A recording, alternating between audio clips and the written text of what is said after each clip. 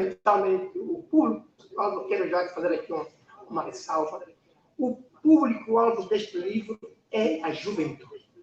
Hoje o futuro deste país está na mão da juventude. Por isso nós preferimos, temos estado a fazer essa sessão de venda pública exatamente para permitir que a juventude tenha acesso ao livro. Para que vocês que são o futuro deste país. E se quiserem a verdade e construir um país verdadeiramente são, têm que saber a verdade. Então vão ler o livro, depois tirarão as vossas próprias conclusões. Por isso é que a gente fez esse exercício de trazer à ribalta estas 13 teses do homem que foi sacrificado por uma causa que ele defendia, mas que não foi escutado. Então, as 13 teses, a minha defesa é exatamente a súmula desta defesa pela qual ele se bateu até as últimas consequências, até os últimos dias da sua vida. Então, este encontro que a gente estamos aqui, esse exercício que a gente está fazendo, é um exercício de debate. As pessoas vão comprar um livro, se tiverem algumas questões a colocar, nós estamos abertos dentro das possibilidades de respondermos às vossas inquietações. Muito obrigado.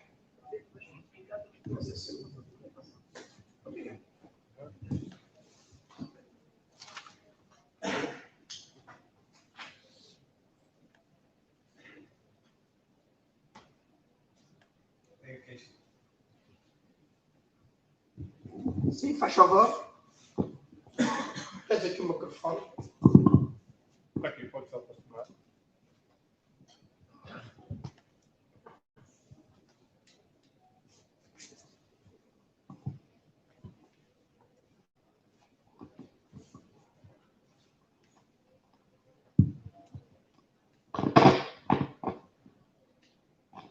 Queria agradecer, primeiramente,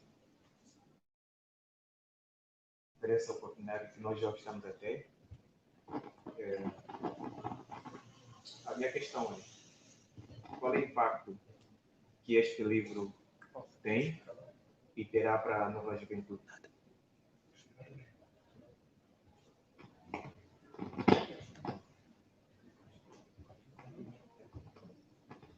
Olha,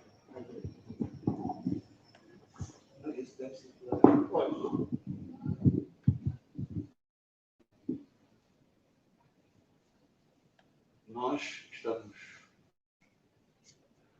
crentes, acreditamos que a juventude, o que tem a lucrar com este livro, será certamente poder ajuizar melhor aquilo que aconteceu há 44 anos. Isto porquê? Porque nós, de facto, ao longo de toda a nossa história, temos vindo a assistir que a sensação com que se fica é que a verdade da história nem sempre é aquela que nos é oferecida. E, portanto, é por isso mesmo, não é, que nós decidimos que era importante, neste momento da nossa história, publicar este livro. E isto porquê? Porque aquilo que existe em termos daquilo que nos é dado a conhecer, como tendo sido a história do 27 de maio, é a declaração do Bureau Político, lá, que data de 12 de julho de 1977. E é à volta disso que historiadores, académicos, toda a gente faz os seus trabalhos, inclusive, tendem a atenção àquilo que é a narrativa dessa declaração. Ao longo destes 40 anos, não era possível falar abertamente disto. Portanto, digamos que a verdade da história nunca podia ter contraditório àquilo que estava escrito na declaração. Tudo isso, e ainda hoje, não é?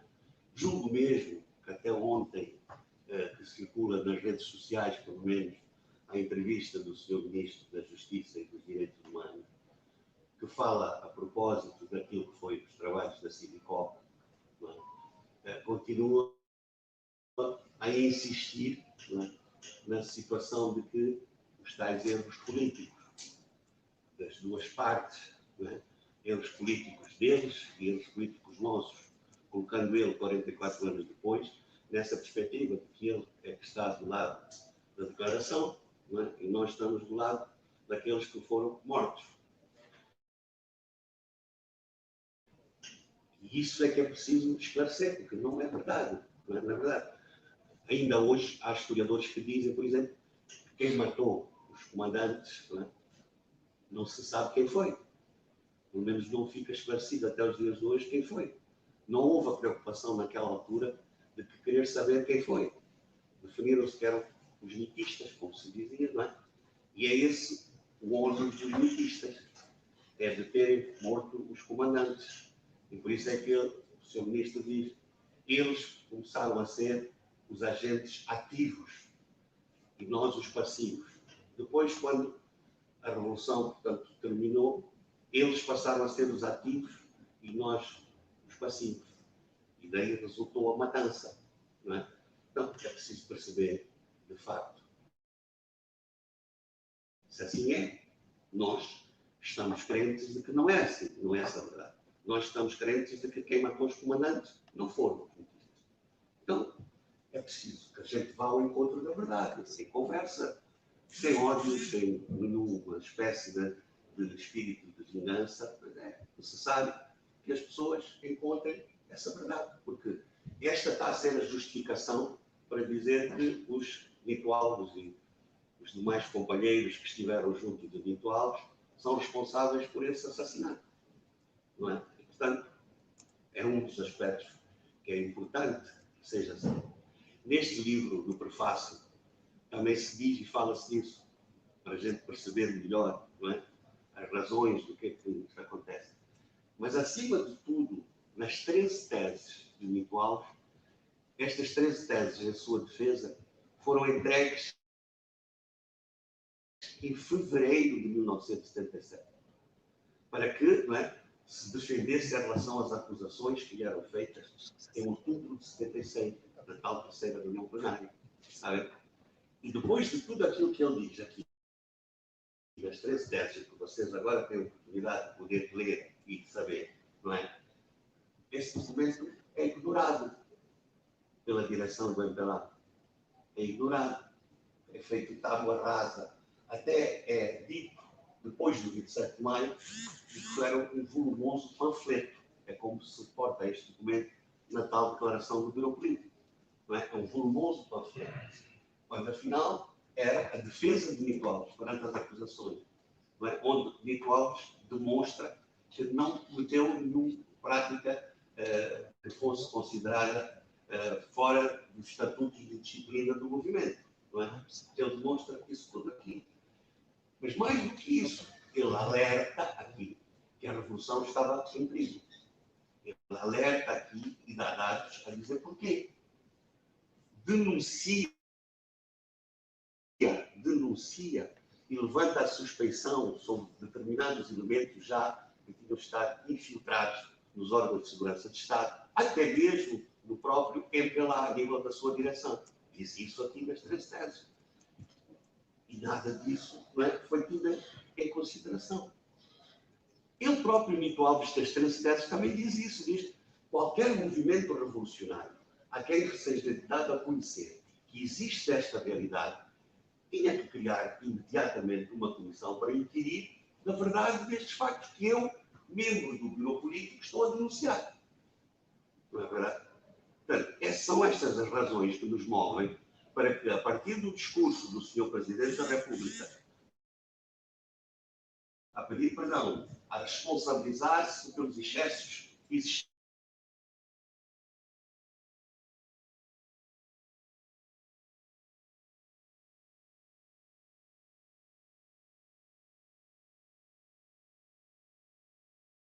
não é? Porque ninguém, nomeadamente, ele não teve possibilidade de a defender.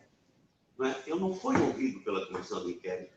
Ele não teve a possibilidade de debater esta sua defesa, de argumentar com esta sua defesa, ao nível do Comitê Central, nem sequer na tal quinta reunião plenária, onde o expulsam, em maio de 1977, a 20 e 21.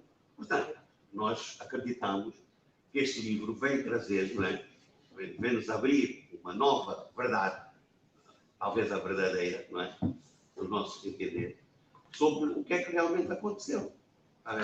Por exemplo, Nito Alves e todo esse grupo de pessoas, depois que acabaram até por ser mortas, foram acusadas de quê? Para serem expulsos. De que eram fracionistas. Não é? Para serem expulsos. Que eram fracionistas. Mesmo que tivesse sido comprovado que tinha existido o tal fracionismo, que não foi, mas mesmo que tivesse sido comprovado que tivesse existido esse fracionismo, é crime para merecer prisão? É crime para merecer fuzilamento?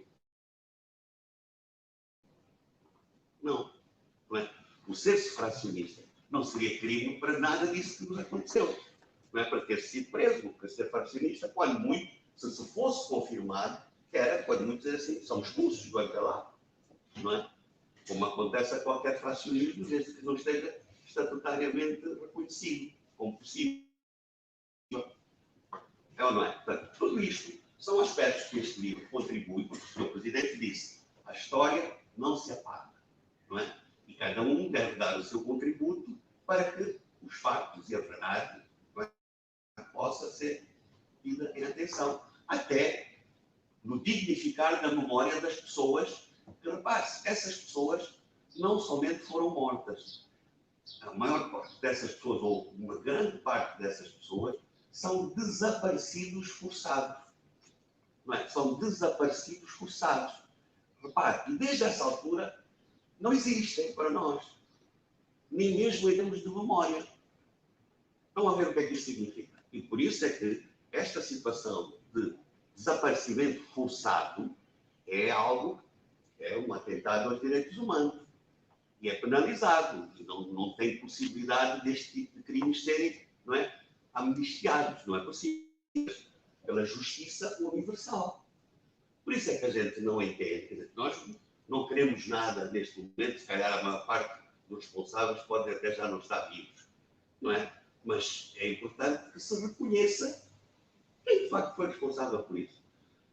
Por isso, acima de tudo, o que é que talvez seja importante para até minimizar um pouco os ódios e os rancores, é verificarmos que tudo isto, se calhar, poderia ser resolvido de forma diferente se tivesse havido a possibilidade das pessoas debaterem, não é? As suas opiniões discordantes, mas que estavam, todas elas, não é? Iam ao encontro de querermos encontrar a melhor solução para o país. Éramos todos jovens, não é? Éramos todos revolucionários, queríamos todos o melhor caminho para a revolução. Que Angola tivesse, de facto, um país onde já não houvesse, inclusive, a exploração do homem pelo homem, como se dizia. E não era Nito Alves que o dizia unicamente, não é? O presidente Agostinho Neto repetia em todos os seus discursos que não era mais possível que o povo angolano continuasse a ser explorado como tinha sido no colonialismo, não é? Sem direitos nenhuns. Ele próprio, Agostinho Neto, nos seus discursos, dizia assim: não queremos mais que os abutres continuem a reivindicar o seu pedaço. Mas, afinal, os abutres continuam a estar por aqui. Ou não?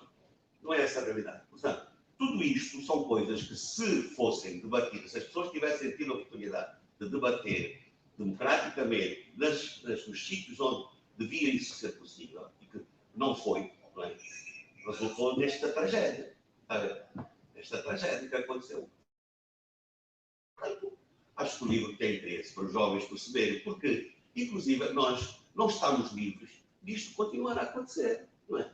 E penso que até a situação que ocorreu, não sei se foi este ano ainda, né, no Cafufo, já foi este ano, são coisas, não é, que a gente depois fica sempre com aqueles argumentos de dizer não, eles atacaram primeiro a espada, neste caso, não é? Os nitistas fizeram primeiro a tal tentativa de golpe, não é? Mas será mesmo verdade? Foi mesmo uma tentativa de golpe, não é? É que aqui também nas 3 teses, o que é que Nito Alves diz? Nito Alves diz aqui nas 3 teses que essa acusação de que ele estava a querer fazer um golpe de Estado já vem desde 76. Já existe também essa acusação, que ele fala nas 3 teses, não é? E desfaz essa acusação, demonstrando de quem é que estava interessado em fazer esse tipo de acusações. Bem, acho que é isto tudo que este livro pode ajudar a perceber, que nós achamos, acima de tudo, que o devíamos fazer, porque ele foi sonegado durante estes 40 anos. Não é? Este livro foi, digamos, por escrito. E este livro, as 13 teses, são, afinal, o prenúncio do 27 de maio. É um livro premonitório daquilo que acabou por acontecer. Até mesmo o poema de Nico Alves, que data de agosto de 76, né? Direito à defesa, é premonitório daquilo que vai acontecer.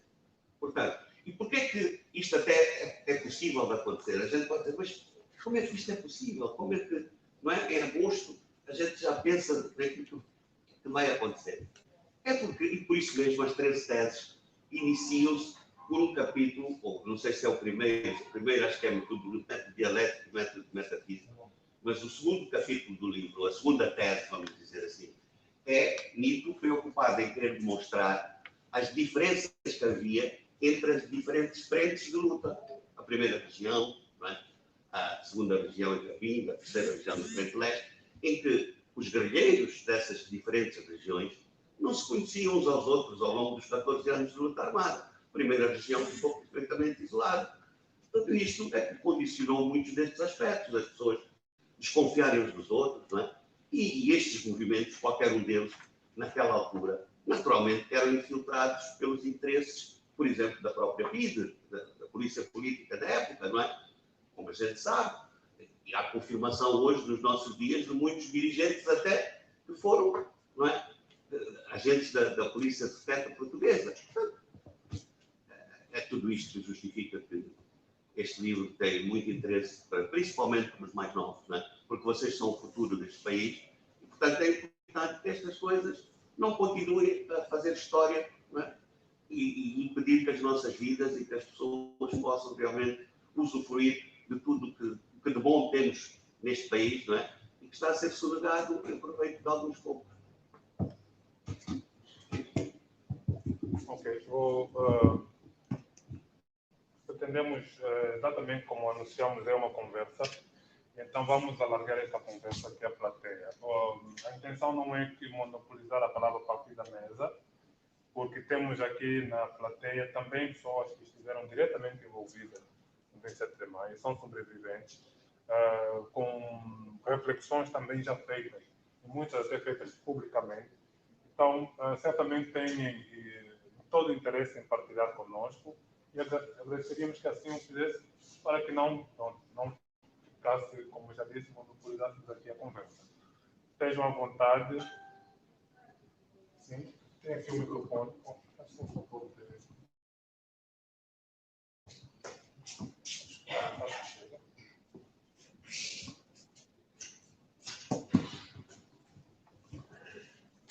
Primeiro, eu chamo Antônio Feijó.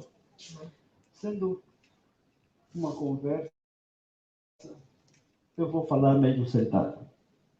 Mas antes de tudo, gostaria de conhecer os nomes dos que estão na mesa, que de facto não se apresentaram. Pronto, começamos a conversa logo a matar, né? Logo aqui. Sim. Tem toda a razão e a culpa é minha, por isso é que eu estou a responder. Eu assumo a culpa porque eu é que fiz a abertura do debate e esqueci, na verdade, de apresentar as pessoas que aqui estão na mesa. E vou começar por fazê-lo, começando por mim mesmo, se assim permitir. Eu sou Miguel Francisco, vulgarmente conhecido por Michel, autor daqueles livros que estão aí fora, A Nuvem Negra, A Reflexão, A Chaga, Os Candinga. Sou sobrevivente do 27 de maio.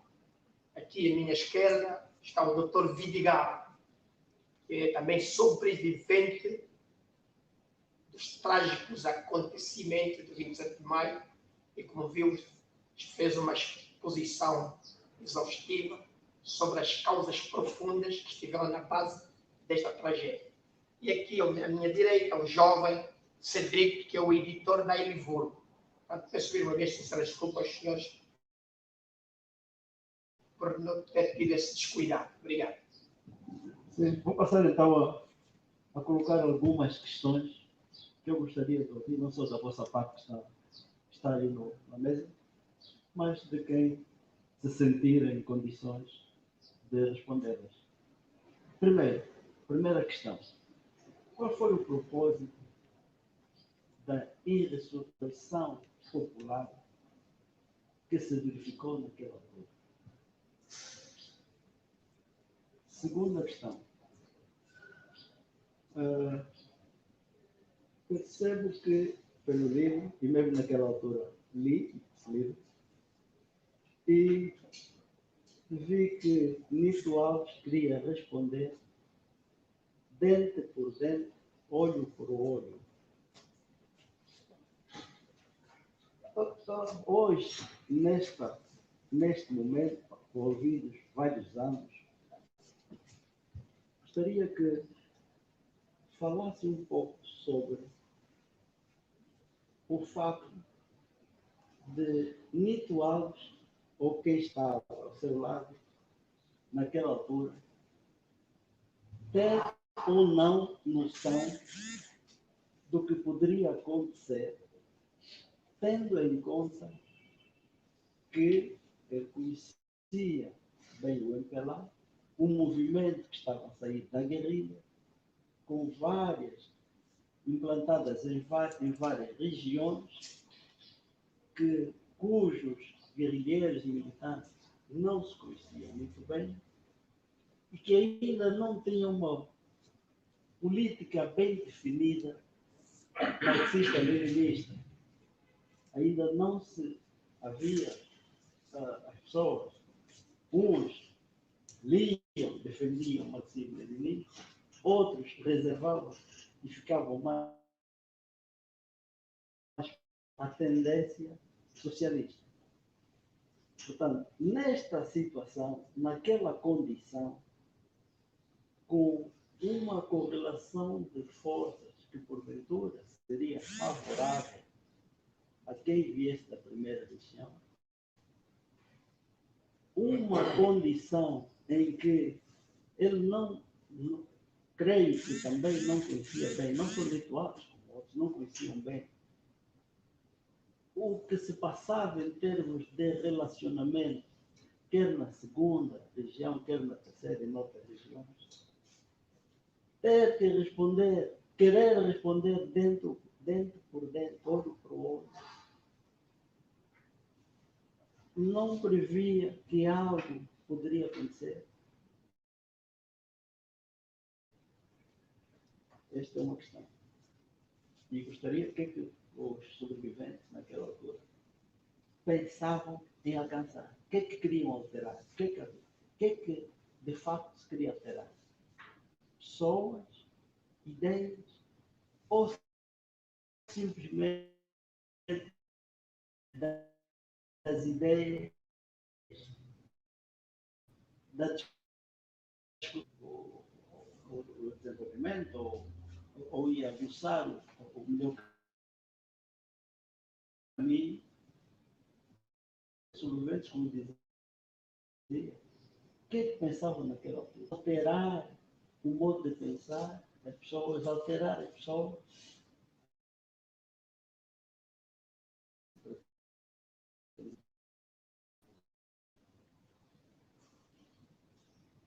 O doutor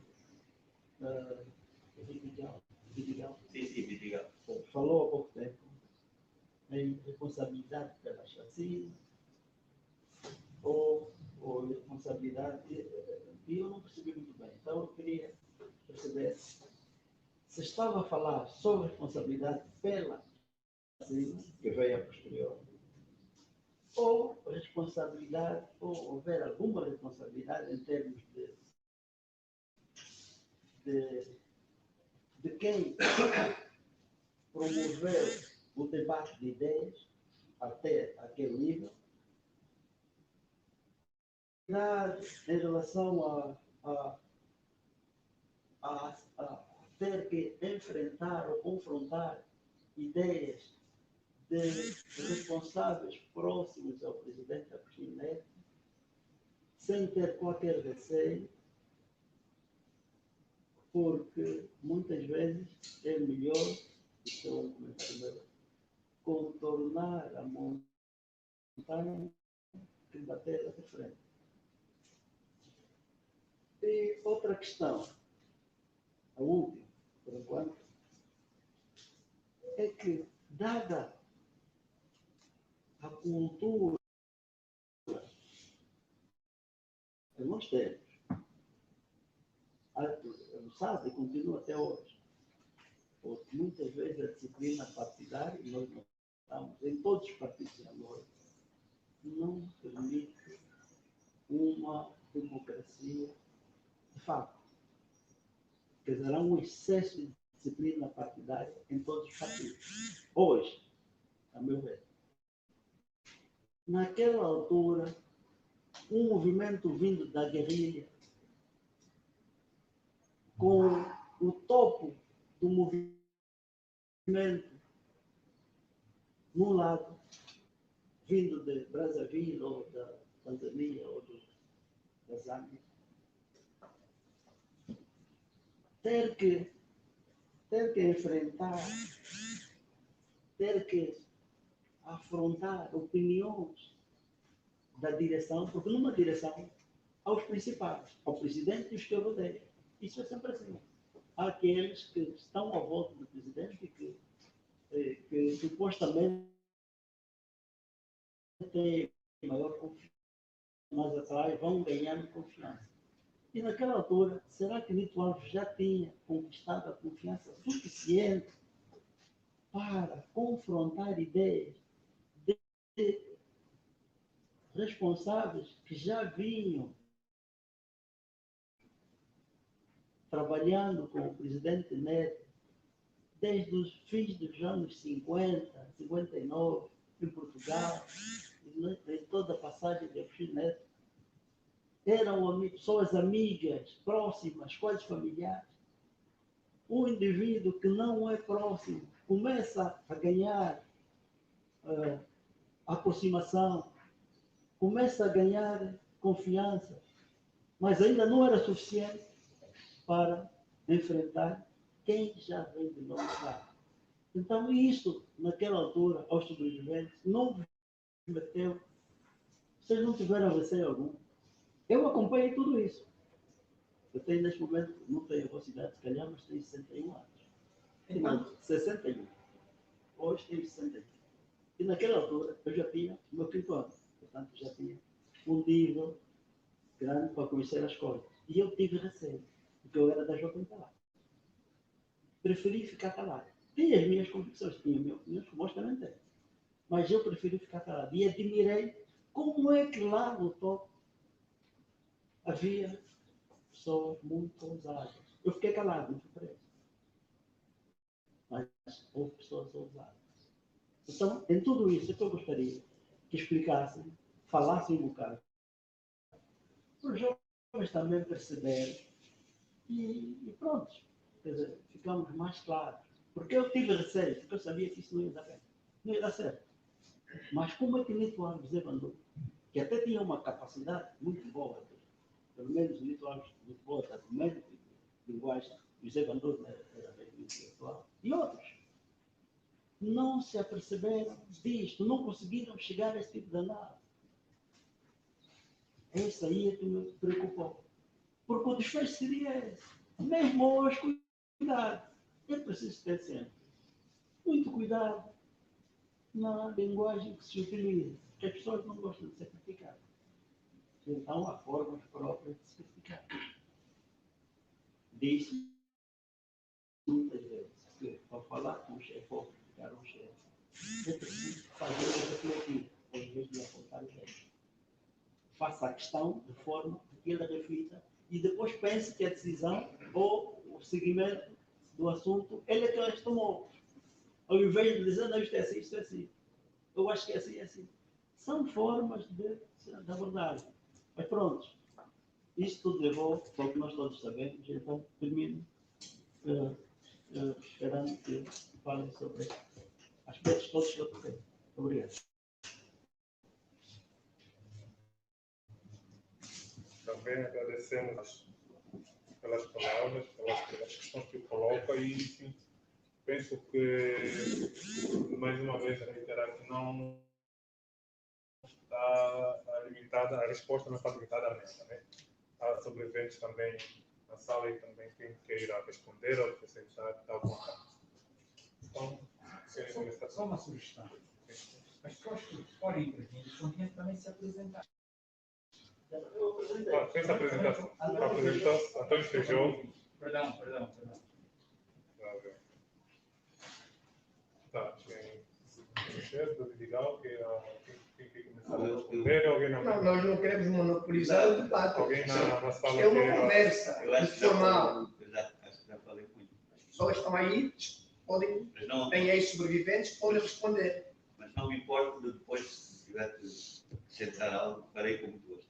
Mas acho que sim, acho que depois de se ter dito aqui que todos nós e cá na sala também sobreviventes e coisas, não é? Acho que não devemos nós monopolizar, porque senão vou ficar outra vez a falar mais 10 ou 15 minutos. E há muito para falar, há sempre muito para falar. Acho que Se não. calhar provocaria, né, a sobreviventes conhecidos na sala. O que você quer tomar a palavra? Daqui a pouco. Então, isso também, já que ninguém na sala quer. Bom, se ninguém quer falar, eu vou tentar minimamente e de forma muito resumida. Colocou muitas questões e peço perdão, tive dificuldades de conseguir Tem aqui alguma também. escalonar todas elas como as expôs. Tem aqui algumas anotadas. Deixe-me ajudar. A primeira foi: qual foi o propósito da insurreição popular na altura? Sim. Depois a segunda. Perguntou se Nito não previa que algo poderia ter acontecido, né? Diante da declaração de que era olho por olho dele.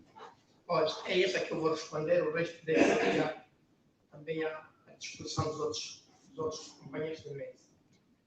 Primeiro vou fazer ali uma correção, ou se quiser um certo esclarecimento. Essa expressão que está no livro, tenho agora em mão, as 13 teses, vai lê-lo bem e tenho a certeza que depois de ler bem as 13 teses, algumas questões que aqui as levantou,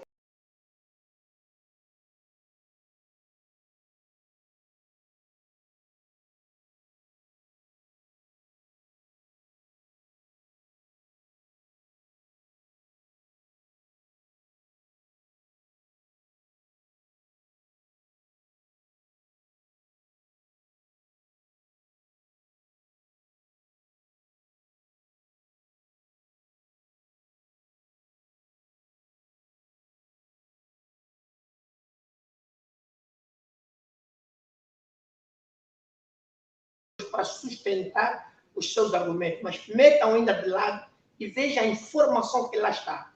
E até quero já aconselhar aqui o Feijó, adiantar, eu li o livro todo várias vezes, leia a página 171, 172, e de certeza que vai conseguir dissipar as suas dívidas que tem aí.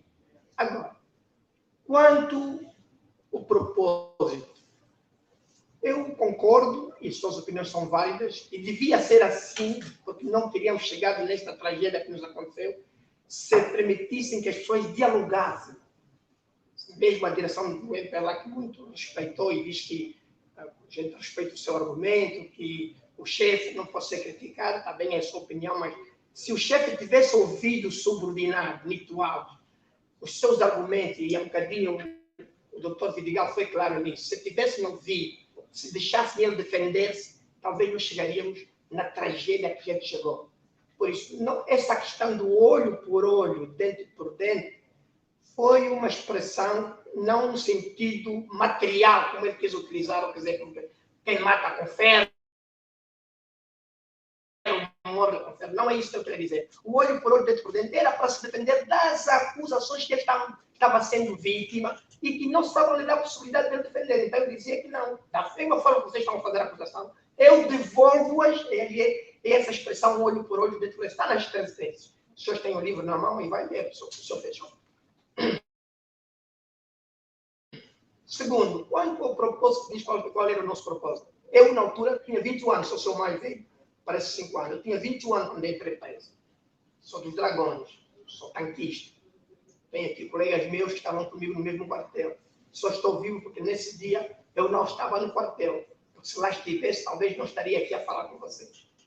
Mas o que eu sei, mesmo com aquela idade muito jovem e sem ter qualquer cargo de direção, o que eu sei até hoje é que o propósito é o propósito do próprio MPLA que estavam consagrados nos estatutos.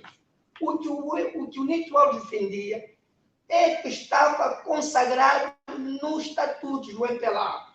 Por isso é que eu estou a dizer ao meu caro compatriota Feijó, todas essas dúvidas que levantou, se ler bem as 13 teses, depois eu vou dar o meu terminal, ligará para mim para dizer qual é a intuição que tem depois de ler as 13 teses. Não havia um outro propósito que não seja o de defender a revolução. E a revolução, disse-me aqui o doutor Fidigal, o que é que nós entendemos por revolução naquela altura? É preciso ir à história, irmos às causas. Por que o MPLA foi fundado? Qual é a causa que levou aqueles valorosos militantes para criarem um movimento popular de liberação? Qual era o fim? Qual era o fim? Esse é o propósito.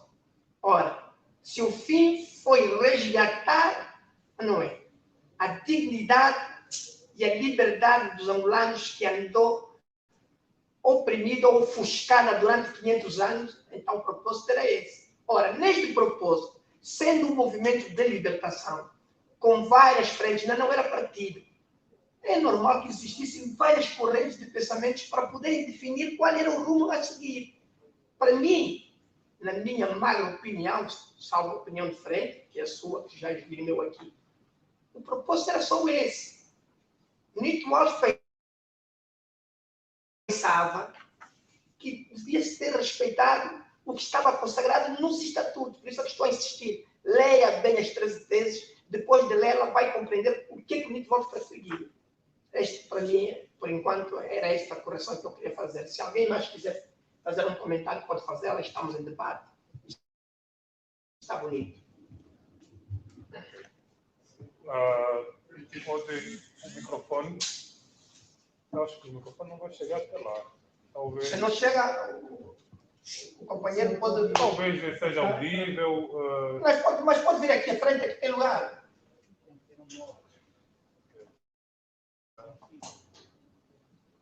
Não chega mesmo hoje? Não Não chega. Se quiser sentar-se, está à vontade aqui. Aqui tem lugar. Oh, calma. Sim. Não estava pensando. Muito boa tarde.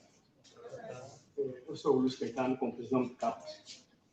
Portanto, eu queria mais ou menos para aqui uma questão o doutor Vidigal. Por acaso, eu não li as 13 teses sobre minha defesa. Infelizmente, comprei agora. Mas li este livro, não me sou todo, da nome de reflexão. Eu queria que o doutor explicasse mais ou menos Gentil Viana e o Virata Cruz foram os primeiros faccionistas no MPLA. E quais são as suas causas? Apoio da chegada do presidente Neto. Muito obrigado.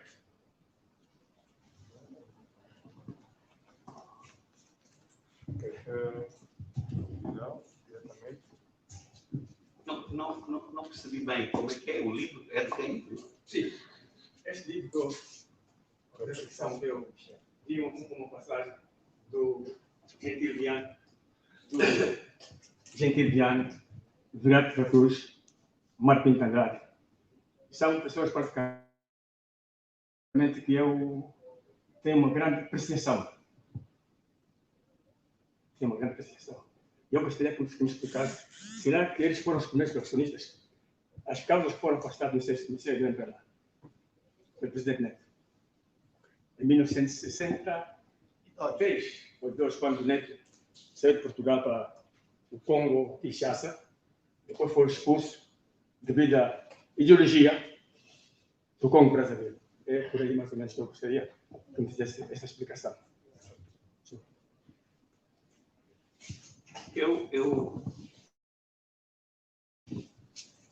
Eu julgo que quando nós queremos assim esse tipo de definição, temos que nos ater a essa própria definição, né, do que é o fracionismo. E para começar a dizer isso para quê? Para se perceber depois se for ou não. Os estatutos do MPLA, mesmo naquela altura em que era um movimento de libertação nacional, foram sempre estatutos, incluindo os próprios programas, que se aproximavam até mais daquilo que na época era habitual ser o estatuto de um partido político. Portanto, de uma coisa dependia a outra, isto é, do programa e da capacidade que as pessoas tinham para elaborar um determinado programa que se enquadrava com os objetivos daquilo que era a luta, não é? Tudo isso condicionava também os estatutos. Por isso, aos estatutos, dizia-se que o movimento admitia tendências, não admitia frações. Portanto, não admitia uma tendência organizada como tal. Portanto, isso é que é uma fração. E isso daí é que pode resultar um fracionismo. Portanto, as diferentes crises que existiram na história do MPLA não resultaram sempre em fracionismos. Mas, provavelmente, logo na altura ou anos depois, elas foram transformadas e foi-lhes dado esse epíteto de fracionismo, não é? Quando nem sempre podia ser, na verdade, um verdadeiro fracionismo. É o que eu penso. E isto para dizer o quê? Repara, não tem nada a ver o momento da crise que condiciona o afastamento do Viriato da Cruz com a crise que justifica a existência da tendência revoltativa. Não é? São anos muito distintos, com uma dezena de anos a separá-la, ou uma dúzia de anos a separar. E, portanto, a crise que justifica o afastamento do Viriato da Cruz tem outras conotações, não é? Tem outras conotações que não são aquelas da tendência da revolta ativa. Para começar a falar na tendência da revolta ativa, que já acontece 12 anos depois da chegada do Neto, não é? Ao MPLA, e do Neto ser presidente do MPLA durante 12 anos depois, porque ela acontece no início do ano de 1974, quando em abril de 74 ia acontecer o 25 de abril, não é? E a libertação, digamos assim, ainda muito condicionada, mas tudo isso é válido a gente ter que reconhecer agora, em 40 anos depois. As razões que justificaram aquilo que era o ideário, digamos assim, da revolta ativa e as críticas que a revolta ativa fazia, justificavam-se por aquilo que nunca existiu no MPLA, na verdade,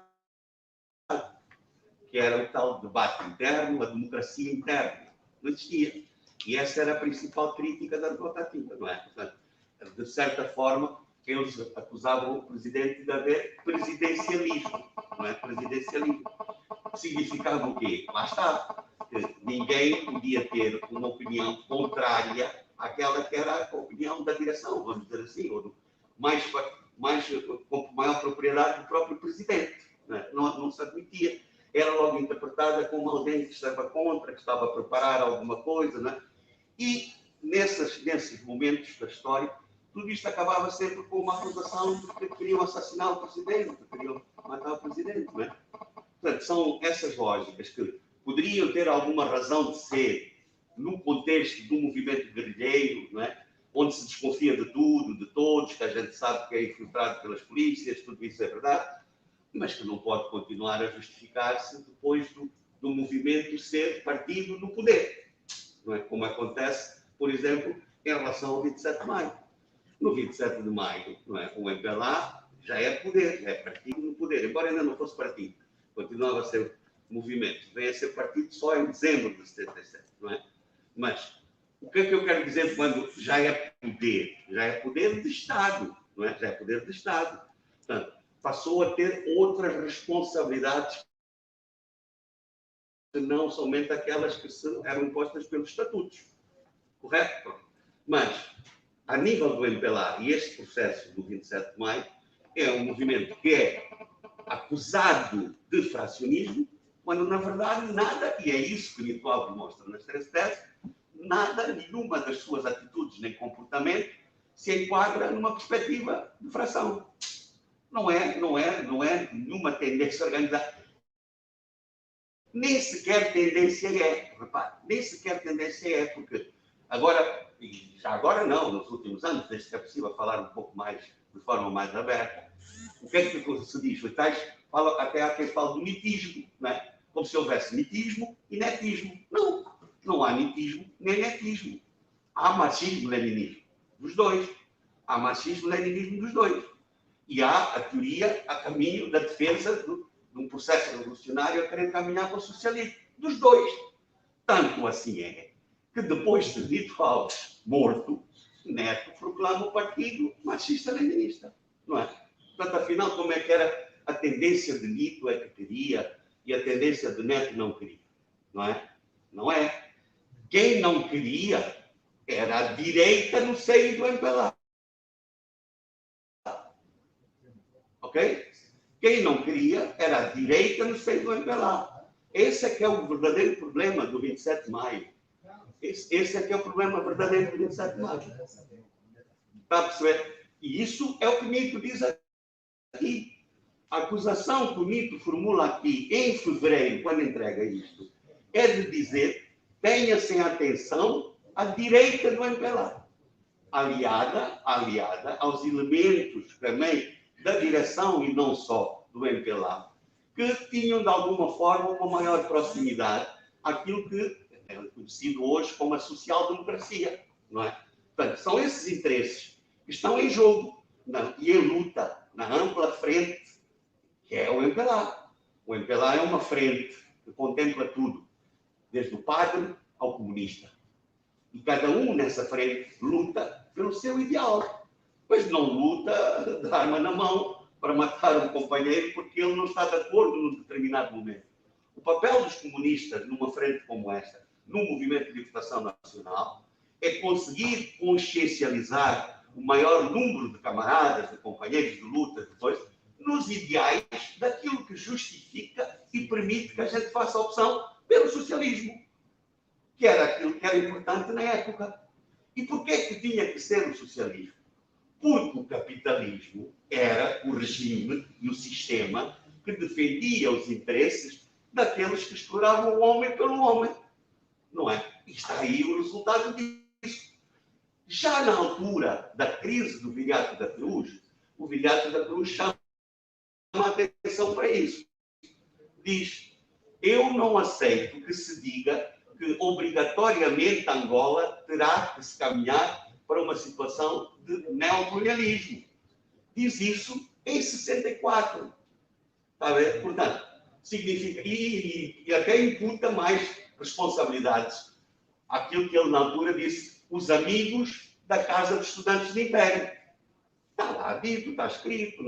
Não fui eu que inventei, não sei da minha cabeça, não é?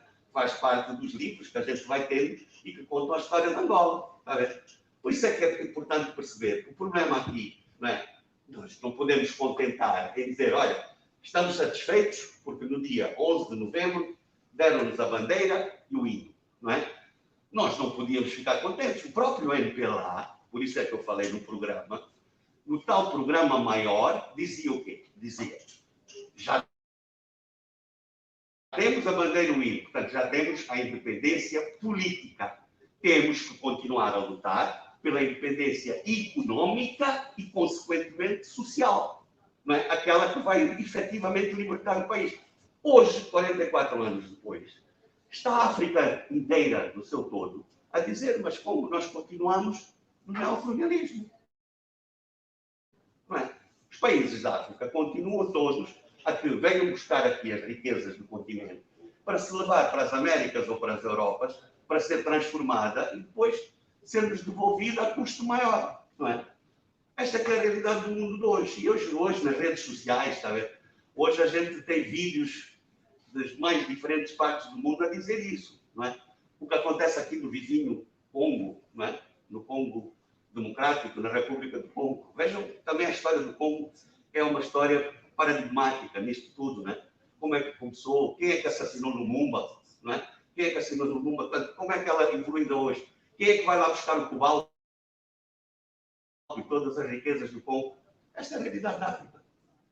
Portanto, é isto tudo, né, que as pessoas têm que pensar, os jovens principalmente, e não ficarmos aqui uma vez mais, a continuar somente preocupados em quem sou eu, qual é a minha identidade, o que é que me compete a mim, o que é que não compete a mim. Não, isto tudo faz parte de nós estarmos melhor capacitados, conhecedores desta realidade que temos 46 já, estamos a caminhar 46 anos de vida como país. Ainda tem questões que o caro Antônio fechou por serem respondidas e talvez eu irei partilhar também com a plateia para quem, sobretudo quem tenha chegado agora queira responder, esteja à vontade. Mas eu, da minha parte, gostaria de enfatizar ainda a questão do olho por dente, olho por olho e dente por dente, melhor. Indicando a página 39 do livro, onde Nito, logo no que podíamos dizer de introdução às teses, faz logo referência a esta frase, e é esta frase que talvez assuste um pouquinho quando alguém ouve dizer isto. Mas Nito, no texto, ele faz logo referência ao que está a responder, ou seja, está a responder olho por olho, dente por dente, às acusações. Não está a fazer, digamos, um exercício de confrontação bélica, como, obviamente, também muito dada a altura, poderia se deduzir. Mas só deduziria isso quem tivesse claramente intenção de manipular o que estava a decorrer.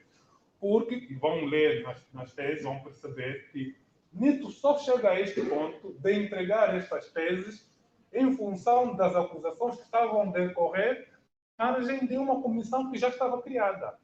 Ou seja, a comissão que foi pedida a sua criação em outubro de 76, ela decorria sem sequer ouvir os principais acusados. Ou seja, até em fevereiro, dia 11 de fevereiro, que Nito dentre a entrada dessas teses, em sua defesa, ainda não tinha sido ouvido. Aliás, acabou não sendo ouvido. Foi morto sem ser ouvido.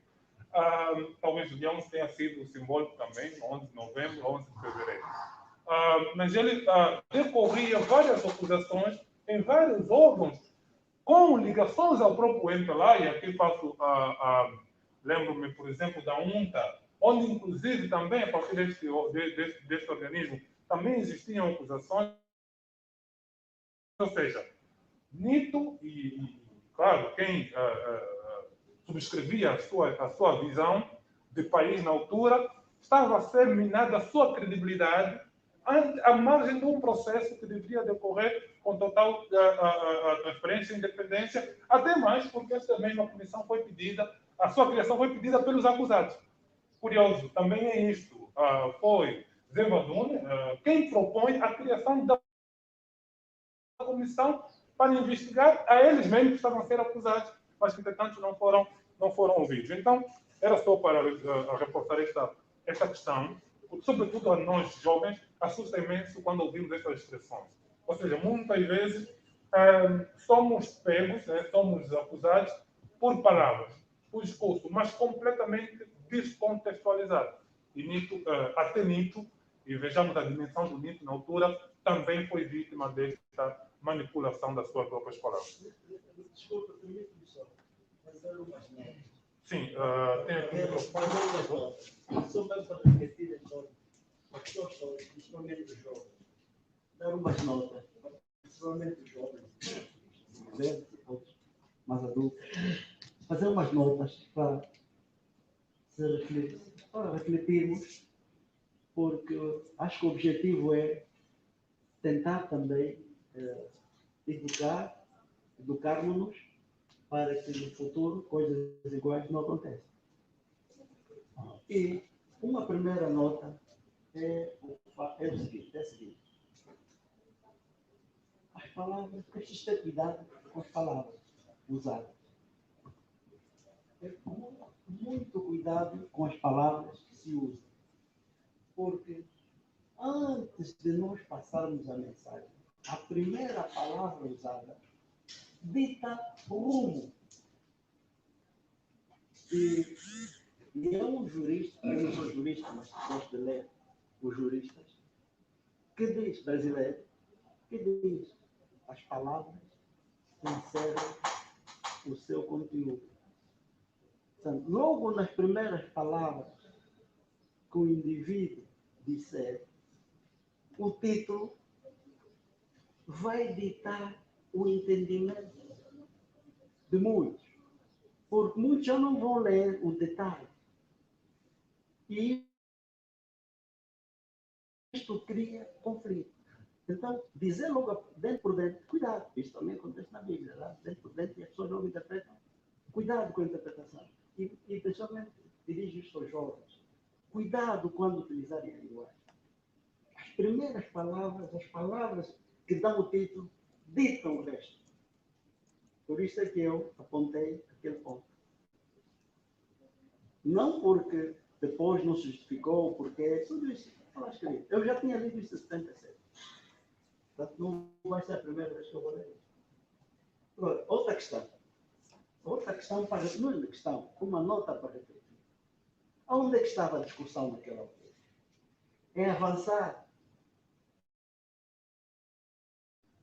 o socialismo, ter o socialismo científico, marxismo, o comunismo, a chegar ao comunismo, ou estava no caminho para chegar até lá? Eu posso, todos nós podemos querer chegar até aquela parede. Eu vou por aqui, o outro vai por aqui, o outro vai por ali. E aí está a discussão. É a mesma forma como se fazem, por exemplo, os planos estratégicos. Todos queremos chegar ali, temos a visão de chegar ali. Mas eu posso elaborar um plano estratégico para chegar lá. E vou por aqui. O outro vai por aqui, eu vou por ali.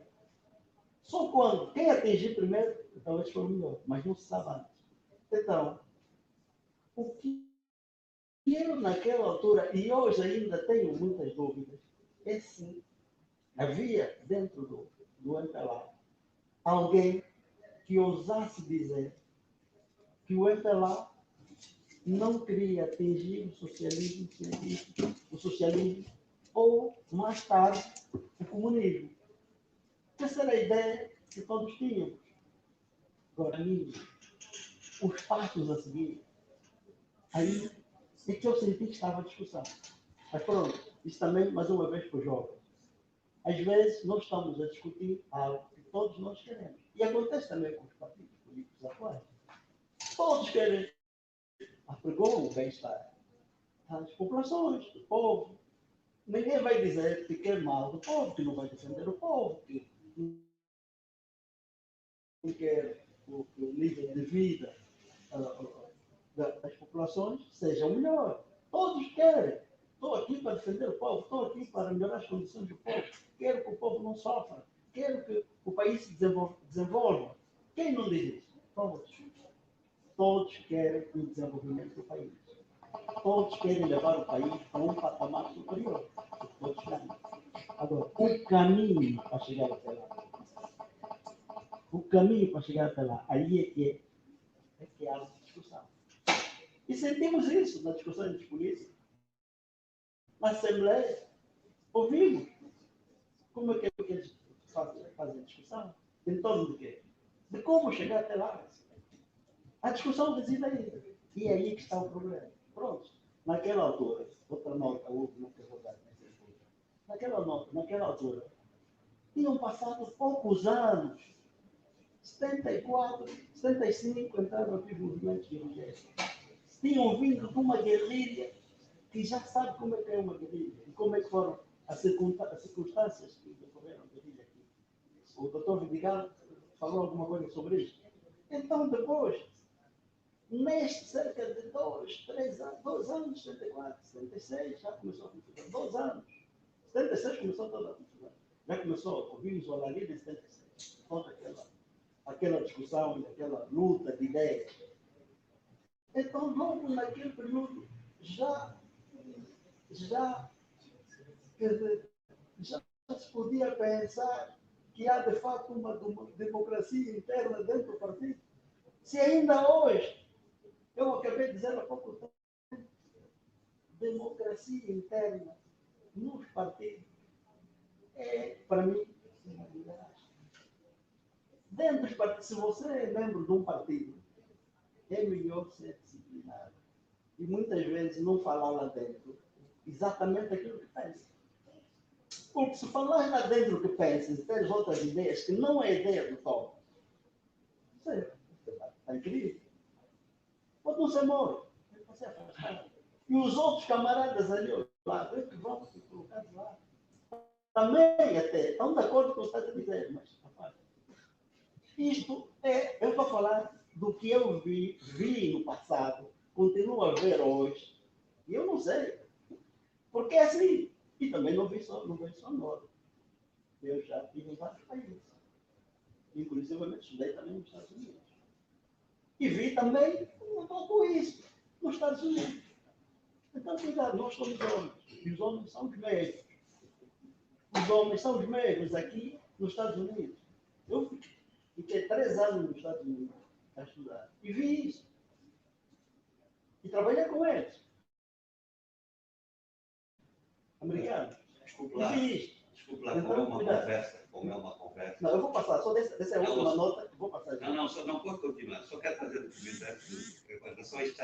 Repare que ainda o ano passado, nos Estados Unidos, invadiram o Parlamento.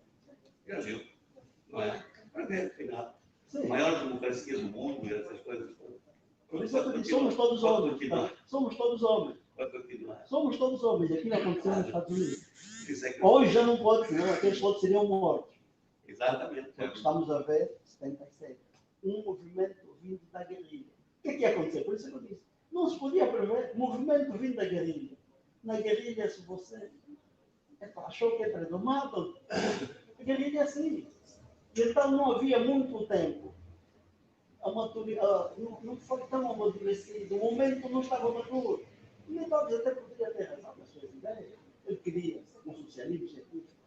Mas com aqueles passos rápidos, o país estava preparado para aqueles passos. Essa é muita discussão que temos. Andar rápido. Até hoje a gente falando de socialismo. Mas meio o desenvolvimento do país está. As pessoas não sabem bem qual é o caminho. Uns querem por aqui, estamos por aqui, ou por aqui. Mas a discussão existe sempre aí. E muito cuidado para fazer isto com os jovens. Porque quem estiver dentro do partido perceba bem, internamente, como é que o partido funciona. Como é que a democracia, o grau, o nível de maturidade da democracia interna, quando digo a democracia, dentro do partido. Dentro do partido. Não é só para todos eles, dentro do partido. Por isso que há sempre, noutros partidos, verifica-se muita confusão, muita contradição. Vamos para lá, hoje se calhar, por causa do passado, que já veio do tempo de Gentil Viana e outros no passado, aquilo ficou com uma cultura de obedecer. Por isso os jovens, muitos deles, são bajuladores. E fica ali, mas esse pensa de outra forma. Mas o que está errado, ele diz sim. O que está errado, diz sim. E às vezes ele sabe, ele é jurista, sabe que aquilo está mal, ele diz sim. Se ai dele se disser, não, eu penso assim, eu penso assim. Então, muito cuidado, é preciso. Passamos sim a nossa opinião, mas de uma forma muito cuidadosa. Isso se ensina em negociação. Negociações. Há cursos próprios de negociações. E para os jovens, eu tenho isso. Saber negociar com o chefe. Há pouco tempo falei do fato de saber colocar uma ideia ou reverter a ideia do chefe, do responsável. Preciso ter muito cuidado. Eu disse há pouco tempo, fazê-lo, pensar que a ideia dele. Arranjar uma forma de fazer com que nós não queremos nada disso. Portanto, não, nós estamos só a responder aquilo que o Presidente pediu. Não, está certo. Nós não queremos eu não vou contra tudo o que disseram, nem estou de acordo com a publicação do livro, é bom. Estou de acordo que se discuta esse assunto. E que se passa a mensagem ao jovem para saber comportar-se. Porque nas relações entre homens é preciso muito tato. E eu senti que este tato, naquela altura, falhou uniforme. Ele podia ter razão. Mas o tato de negociar este assunto, aí eu tenho as minhas dúvidas. Obrigado. Tá bem. Mais alguém queira tomar a palavra? Até aqui o cara, até aqui. Pode apresentar-se. Boa tarde. Eu sou o Miguel Neto e quero. Cheguei tarde. Claro, encontrei já a atividade no meio, com certeza ao finalizar. Mas primeiro gostaria de saber se este livro reflete bem as 13 teses, se o total das 90 e tal páginas que o Mito Alves escreveu. E também gostaria de frisar que a época que o Mito Alves escreveu as 13 teses justificava uma altura de fervor político, uma altura que as pessoas não estavam politicamente bem cientes do que haviam de fazer. Era uma fase complicada da nossa história. Todos nós queremos ser independentes, todos nós queremos ter um rumo na vida, diferente do que tínhamos no passado, no tempo colonial. E surgiu então essa história de 1977, que encontrou-me bastante desprevenido, não sabia do que se tratava. Eu devia ter na altura 16 anos e 3 meses, por aí.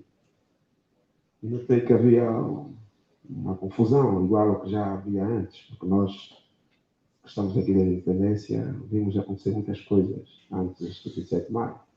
A saída da FNLA, a saída da UNITA, aqui de Luanda, defesa dos bairros, Sabata, Toquito, Jacobelo e outros que defenderam os bairros como sendo os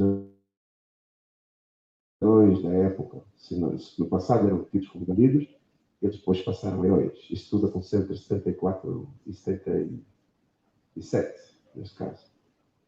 Portanto, era uma época em que cada ano não sabia qual seria o rumo do país, mas sabíamos que vieram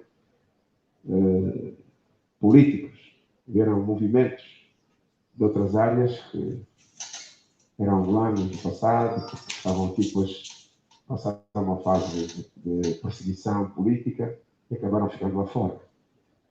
Quando eu vi chegar, não vou falar por todos, eu vi chegar estes militantes de partidos, de vários partidos, eram 3 no caso, eu julguei que o país havia de melhorar, no sentido de que a nossa proteção estava assegurada. Vi primeiro entrar o MPLA, em novembro de 1974, né?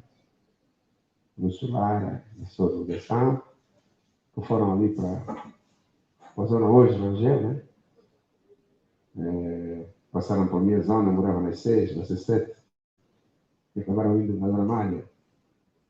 E lá estava o Sabata, por exemplo. Não sei se conheceram o Sabata. E o Sabata, na altura já fardado, mostrou que era um militar salvador da época, quando começou a G3, a carro portado, mostrou que sabia disparar para defender o público. Logo, nós estávamos à espera de que os dias haviam de vir, porque os comerciantes, os militares portugueses, taxistas, fazíamos mal nos bairros, e entendemos que havia proteção. Chegou a FNLA, depois chegou a UNITA, então achamos que estava completado então aquilo que era a nossa segurança depois da independência. Ninguém sonhou com o 27 de maio. Estávamos habituados a tiros, estávamos habituados a chamar um quacho ao outro, cada um na sua área de jurisdição tinha cartão verde para circular, havia brancos que tinham problemas no passado, não podiam circular na zona do Mosec, uns foram queimados, outros foram abatidos a tiro. Sei de um caso, por exemplo, de um jovem que jogava hóquei aqui em Luanda e morava na Precol, parece que atrasou-se a chegar a casa na Precol no passado e foi morto na rua. Portanto, são fases da época até 77. Mas tudo isso, a confiar, quem veio do exterior para aqui como sendo militante. Logo, Nessa história do 27 de maio que nos apanhou desprevenidos, apanhou-me, sobretudo, eu não vou falar por todos, vou falar por mim, há quem soubesse com certeza, mas eu não sabia. Não podíamos perceber, porque estava na altura a vontade de um poder popular que iria delinear o caminho político do povo angolano. E parece que quem estava por trás disso era o próprio Nito Alves. Mas, com base nos que eu estive a ler, eu notei que Nito Alves, segundo as três teses, ele depois teve problemas de incompreensão dentro do grupo, do próprio grupo, não é? Ele cita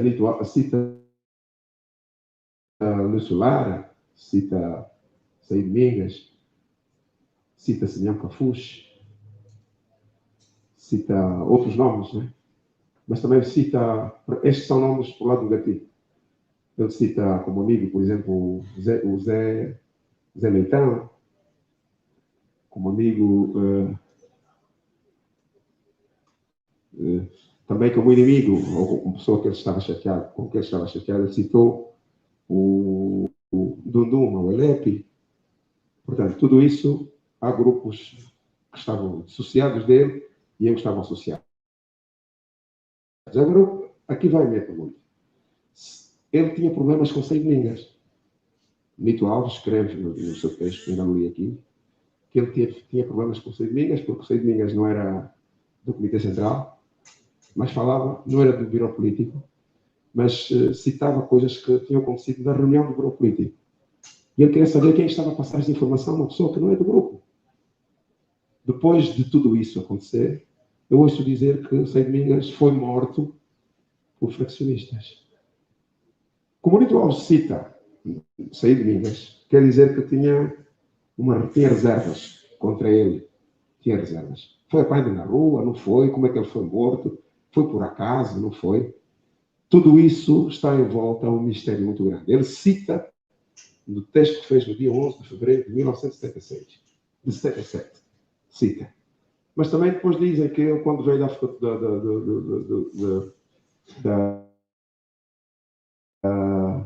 da União Soviética, fez um encontro, um comício, que aconteceu em março, no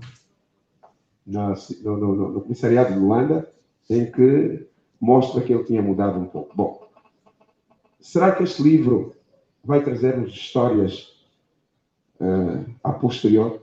Será que vamos dar a resposta do que ele escreveu nas 13 teses, como tal? Porque as 13 teses ele escreveu antes de desaparecer. Foi no dia 11 de fevereiro de 1977.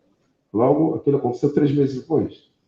Teremos respostas aqui, porque que ele tinha problemas com Saíd Mingas, porque que ele tinha problemas com um, porque que ele tinha problemas com o outro. Será que vamos ter respostas neste livro? Isso eu gostaria de saber. Não avanço mais, espero ter a resposta. Muito obrigado.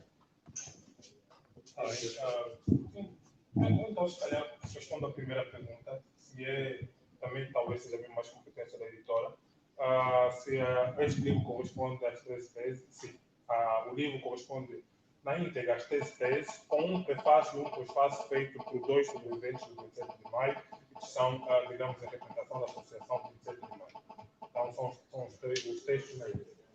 Outra questão, sim, pode passar aqui à mesa para responder. Olha, Miguel Mestre, Miguel, chegou tarde, como disse, porque logo na primeira intervenção que tivemos aqui, falou-se um pouco disso. E o que é importante? Repare, o livro diz pela revolução traída. Ele pela a revolução traída. E depois diz que são os 13 teses virtuais. Então, nessa primeira intervenção, a gente explicou o que é que aconteceu depois de Nito Alves ter apresentado as 13 teses e porquê é que apresentou. Não é? Apresentou porque foi acusado na reunião plenária do Comitê Central em outubro de 76. E as pessoas que lhe fizeram acusações nessa reunião plenária, também está aqui, essa reunião plenária está perfeitamente descrita nas 13 teses. Uma das teses, acho que é a 11ª, se não estou errado, é falar sobre o terceiro reunião plenária. Portanto, por aí a gente pode ver, quando você diz o grupo dele, as coisas dele, não são grupos de ninguém. São todos militantes do MPLA. Não são grupos de ninguém. Por ele dizer que o outro no debate teve uma opinião contrária, passou a ser pessoa que não é do grupo dele. Não é isso. Não é. É precisamente essa falsa narrativa que a gente quer rebater, mostrando as 13 teses que nunca foram mostradas a ninguém. Esse é o outro aspecto que nos deve fazer pensar. Por que este livro foi escondido? Por que as 13 teses foram escondidas do povo angolano 40 e tal anos? Não é? Alguma razão teria que haver. Está a perceber isso? Então, é porque aqui nas 13 teses diz muitas coisas que era importante que não se soubessem. O que é que se diz? O que é que se diz aqui no prefácio? As pessoas que no 27 de maio, depois de 27 de maio, foram encontradas com este livro, foram mortas. Foram mortas. Por quê? O que é que afinal teriam então? Para não saberem a verdade. Não é? As 13 teses. Alguma coisa estava a querer justificar isto. É por isso que nós dizemos que este documento, 44 anos depois do Sr. Presidente ter pedido, perdão, ter pedido desculpas, ter assumido responsabilidades sobre aquilo que aconteceu, não é? Nós fazemos, e porque ele também disse que era importante a história, que não se apagar a história, e que devemos todos contribuir com factos para a verdade. Esse é o nosso contributo em relação aos factos para a verdade. Não é? E, portanto, a sua análise quando diz assim, mas então o que é que era? E ele então nas 13 teses já diz que a coisa é porque ele tinha tido problemas. Não, sai de milhas, quando ele diz isso, diz e bem, porque essa atitude está a fazer, por um lado, fora dos estatutos, está a demonstrar uma atitude indisciplinada, de indisciplina, do militante que, não estando no biro político, fica a saber das coisas que estão acontecendo no biro político. Não é possível. Não é verdade? Portanto, não está a ver aquilo que a disciplina impõe ao militante. Sim. E, afinal, ele está a ser condenado, ele está a ser acusado de fracionismo, quando existe, de facto, comportamentos que, de facto, caem sobre a coisa de fracionismo, e olha-se para o lado. E olha-se para o lado. Está a perceber? Por exemplo, vou dar um exemplo. Não é que a gente tenha hoje, 44 anos passados, nada, já... Eu também já tenho 71 anos, meu filho, não é? Nós hoje não estamos preocupados, lá está, você também já disse que nem do socialismo a gente precisa de falar, mas, repare, nós hoje não queremos dizer a habitual palavra dos maoístas, não é? E eu hoje digo que a China é o partido comunista mais representativo do mundo e dos ideais do comunismo. Mas naquela altura, a China da época apoiava a FNLA e estava a treinar soldados zairenses e invadiram Angola. É evidente que ninguém do MPLA podia aceitar, não é? E bater palmas à China, apesar de muitos guerrilheiros do MPLA terem feito a sua formação, não é? Na China. Mas isto é que é preciso perceber, não é por acaso. É um absurdo, Não é verdade? Pronto. E está aí representado. Está aí tudo definido, não é por acaso. E quando eu falo disso é para dizer o quê? Os CAPs, Comitês Amilcar Cabral, não tenho nada contra os CAPs neste momento. Bem pelo contrário. Naquele momento, os CAPs, por exemplo, é que foram os grandes responsáveis pela organização do poder popular. Também, os CAPs até dizem que o Nito Alves depois retirou-lhes o poder popular das mãos deles. Mas retirou como? Retirou porque era ministro da Administração Interna, que lhe corresponderia à organização do território. E a organização do território chamava-se, naquela época, Poder Popular, entre outras coisas. Não é verdade? E Nito fez isso de acordo com os estatutos mais. Nito, como ministro da Administração Interna, promoveu e promulgou a lei do Poder Popular. Não é verdade? Não foi Nito sozinho, foi o MPLA, o governo. Então, como é que depois essa acusação surge de que o Nito é que controlava o Poder Popular? Está a ver como é que isto tudo acontece? Não é? Ninguém está contra. Agora, o dizer-se, por exemplo, que quando o Nito fala de Lúcio Lara, sim, porque o Lúcio Lara, estatutariamente, estava a usurpar as funções do secretário-geral administrativo. Não é por isso é que ele tem o cuidado nas teses repisado frequentemente, que era o secretário-geral administrativo do Biro Político. Mas, na verdade, na prática, parecia ser ele um efetivo secretário-geral dos partidos. Não é? Por isso tinha estatuto. Portanto, havia gente como ele que estavam fora dos estatutos, que deviam ser chamados a atenção porque estavam a cometer atos de indisciplina. Mas nada acontecia com eles. O único a quem era apontado o dedo a dizer que estava a fazer, não é, uma atividade concertada e organizada era Nito. Por quê? Por quê? Sim, porquê? Que nós estamos aqui. Aqui. Sim. E mais, já agora que faz a pergunta, vou dizer qual foi a conclusão da comissão de inquérito ao fracionismo? A primeira? Sim. Na altura, o que eu ouvi até foi que não havia fracionismo. Então, está a ver? Foi a primeira. Então, não é a primeira e única. Depois, saiu a primeira, não havia fracionismo, não sei de onde falar. Mas pronto, nós sabíamos quem estava dentro também da comissão.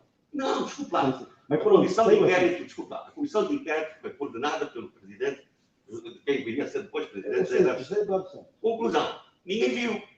Sim, até hoje, até hoje, ninguém viu a conclusão dessa comissão de inquérito. Sim. Dizia-se que não havia. Não dizia-se, não interessa, ninguém viu.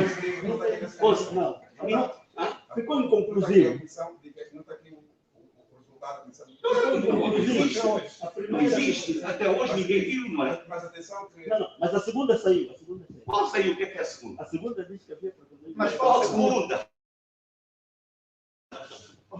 A primeira ouvimos todos. Mas a segunda qual é? Onde é que está a segunda? Não foi publicada. Foi dito. Há um documentário da Fundação Luís Solara. Sim. Chihueca, que diz que eu vi no documentário que saiu, ali explicou, eu não pensei que tivesse tido um resultado final positivo com base no que estavam a fazer, mas disseram que houve um resultado da comissão de inquérito. Não. Qual? Eu não sei. Vou explicar. É assim. Aquilo que sai da quinta plenária do Comitê Central no dia 21 de maio de 1977 quer dizer isso. Que porque o Comitê Central concluiu que havia fracionismo, expulsava de Cláudio e Zabanone. É assim, não é? Mas não há relatório da comissão de inquérito. Pronto. E então a gente diz assim, ouça, se essa fosse a verdade, que havia, como eles disseram, expulsaram, por que não mostrou o relatório da comissão de inquérito até hoje? Não é verdade? Mas Isso agora, espera, isso agora aparecer, a gente vai dizer o quê? Vai dizer, exatamente. Não existia. Não é? Uma coisa que eu queria dizer. E há historiadores a falar disto, por isso é que é importante que a gente Uma coisa que eu queria dizer aqui no Maranhão, eu estou fora, estou a ler, estou a tentar compreender, porque eu não tinha idade na altura para compreender, é que eu falei de grupos. Era tudo entre lá. No fervor político nós também estávamos presentes. Eu também estava lá, porque eu fui também levar o mais velho do Solara para o Rangel. Quer dizer, todos nós estávamos com esse fervor político. Mas aí existiam dois grupos, sim. Se o Nito Alves acusou o Luís Solara, que estava com saída de Minas, que supõe-se, nesse caso, que ele passava a informação. Sim. E tinha o Carlos Rocha Vilova. Tudo concentrado no mesmo grupo. Sim. E o Nito Alves tinha outros, Monstro Imortal. Tinham um minuto só. Não, um minuto, tem que ouvir. Senão não é certo. O Nito Alves tinha um grupo, que era a facção militar, que era o Zé Gandune, o Monstro Imortal, o Bacalhau, e muitos outros que depois foram mortos, segundo se disse. Eles faziam parte do grupo que eram militarizados e depois fizeram parte desse processo que foi tido como fracionista, e eu nem sabia sequer que ele próprio sabia que já tinha sido considerado fracionista. Os tais fracionistas que disseram eram todos do grupo que tinha ligação com os demos do PIRI. São eles que vieram, que faziam parte da 9ª Brigada. Portanto, todos esses que faziam parte, depois do DOM regional. Os fracionismos. Não, o que eu estou a dizer, o que se chama fracionismo, hoje é um tema saído de 77. O Nito Alves cita que não é fracionista, porque era tido Mas hoje, pessoas que não leram nada, sabem que o Nito Alves foi fraccionista, foi tido como fraccionista. Ele próprio, eu quero saber. Havia grupos. O Bolsonaro tem um grupo. Por isso é que eu estou a dizer que para tirar esta coisa que é mentira, que é uma falsidade da história, isso de dizer que Nito Alves era fracionista, não é? É que está aqui e está provado. Isto, afinal, não foi tido nem achado. Ficou escondido. Não é assim? Ficou escondido. Por quê? Porque ficava claramente demonstrado que não havia fracionismo, nunca houve. Em relação a essas coisas do Lara e do Saidinistas, repare, aquilo que Nito Alves critica aqui é aquilo que eles fizeram, que é o que é que se decidiu nesta comissão, na terceira reunião plenária, que não se podia dar a conhecer isso a ninguém, que devia ser tratado como um assunto sigiloso, secreto, a nível do Comitê Central. E sai de migas na JIT. O Lúcio Lara, noutras coisas, em reuniões com os governadores provinciais, foi fazendo comentários sobre o que estava a acontecer. E isso é que a gente critica. E não aconteceu nada, eles nem sequer foram administrados. Tanto que o próprio Nito Alves disse, que o Saíde Mingas disse publicamente que os faccionistas haviam de morrer em janeiro de 1977. Exatamente, na reunião da JPLA. Então, e isso não tem que ser registrado como uma atitude. Mas outra coisa, então, mas estão aí pessoas vivas que participaram disso. O Nágua está vivo, o Zé Eduardo está vivo e outros estão vivos. Vocês têm alguma declaração? Mas alguém tem alguma coisa a ver com esses personagens? Já está. Não. Eu estou a perguntar. Sim. Porque ainda pessoas. É melhor vocês fazerem, então, se você não tem aqui, é melhor procurar. Ainda vão para o Ludo, que fazia parte, já morreu. Não é preciso. Não é preciso. Então vamos chegar a algum lado.